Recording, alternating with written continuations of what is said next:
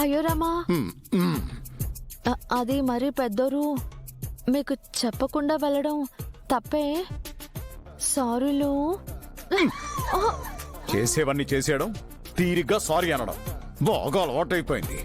మరేం చేయమంటారు చెప్పండి. ఆ పారు సార్ని క్షణం కూడా వదలకుండా వెంట తిరుగుతూనే ఉంది. నేను జాగ్రత్తగా కాపలా కాసుకోకపోతే అది ఎగరేసుకుపోతుంది. మా అన్నయ్య అలాంటోడు కాదు. సార్ మంచోరే, కానీ ఆ పారు మాయలేడి కదా. ఇప్పుడు రోడ్డు మీద మనం మాత్రమే జాగ్రత్తగా డ్రైవ్ చేసుకుంటూ వెళ్తే సరిపోదు. ఎదుటి వాళ్ళకు కూడా జాగ్రత్తగా డ్రైవ్ చేయాలి, లేదంటే యాక్సిడెంట్లు అయిపోతాయి కదా పెద్దరు. నిజమే కదరా, నిజమే. జాగ్రత్త అవసరమే. అందుకని ఇలా ఫాలో అయ్యి వెళ్తే తనను అనుమానిస్తున్నావని రుద్ర ఫీల్ అవడా?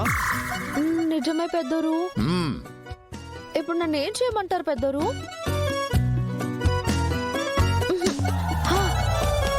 ఒక పని చేస్తాను, ఆ పారుని ఇంట్లో నుంచి వెళ్ళిపోమని చెప్తాను.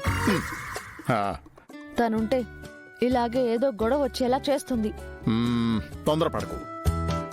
నువ్వు వెళ్ళమన్నావంటే శకుంతల దృష్టిలో చెడ్డైపోతావు. నువ్వు అనుకున్న పని అయినట్లేదు. అంకుల్, అదే ఏదో రుద్రకి ల్యాండ్ చూపిస్తానని వెళ్ళి అక్కడే రాత్రంతా ఉండిపోయారు కదా, పని అయినట్లేదు. అవును అంకుల్, అవలేదు. మీ అన్న యూకే నుంచి ఎప్పుడు వస్తున్నారు? నెక్స్ట్ మంత్ వచ్చేస్తాడు. అబ్బో, చాలా రోజులు అయ్యేట్టుందిగా. ఏ అంకుల్ అలా అడిగారు? ఏం లేదమ్మా, మీ ఇంట్లో సర్వెంట్స్ కూడా ఉంటారు కదా. ఉన్నారు.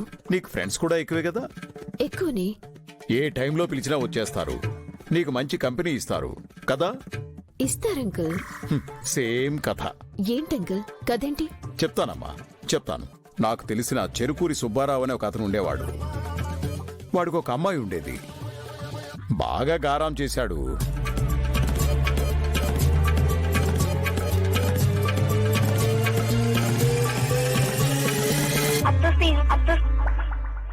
అంకుల్, ఇప్పుడు ఇదంతా నాకెందుకు చెప్తున్నారు? ఆ కథ మన కథ కాకూడదని.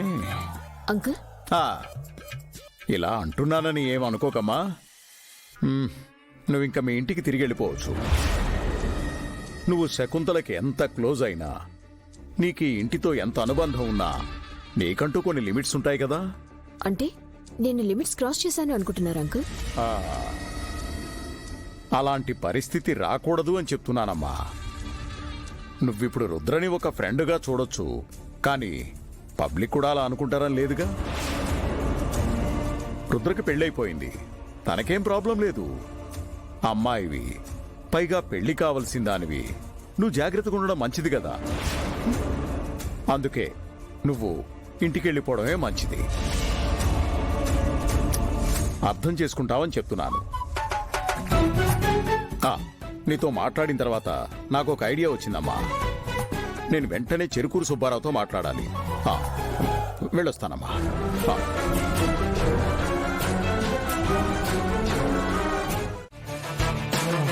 ఎక్కడికి వెళ్తున్నావు? మా ఇంటికి వెళ్ళిపోతున్నాను రుద్ర. ఏంటింత సడన్ గా? ఆ విషయం నీ భార్యను అడుగు రుద్ర.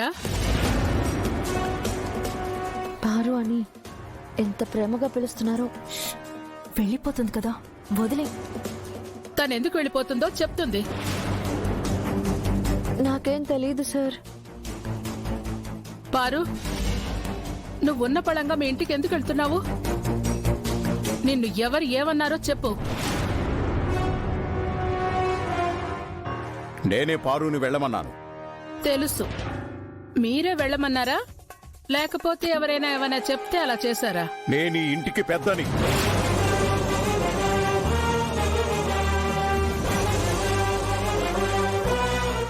ఇంటికి ఏది మంచో ఏది చెడో నాకు తెలుసు.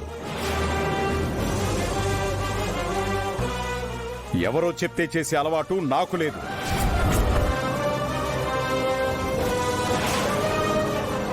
పారు ఇక్కడ ఉండడం మంచిది కాదని నేనే తనను వెళ్ళమని చెప్పాను. ఎవరికి మంచిది కాదు?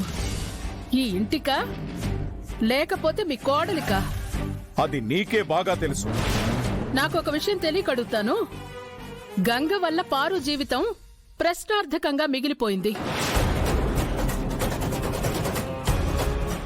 పారుకి అన్యాయం జరిగింది. పారు సఫర్ అయింది. అవమానాలు కూడా ఫేస్ చేసింది.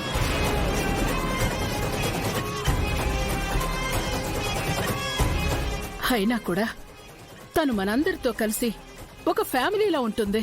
అది కూడా తప్పేనా?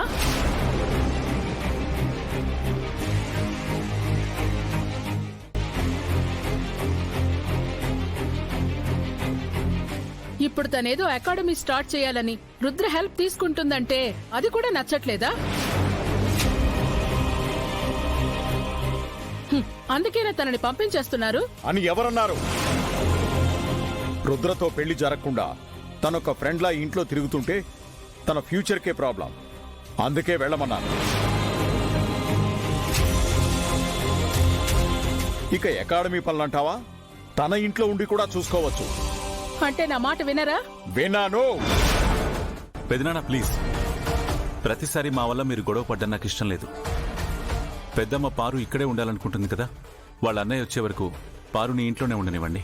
నో రుద్ర, నేను ఇక్కడ ఉండటం చాలా మందికి ఇబ్బందిగా ఉంది. అది తెలిసి కూడా నేను ఇక్కడ ఉండలేను.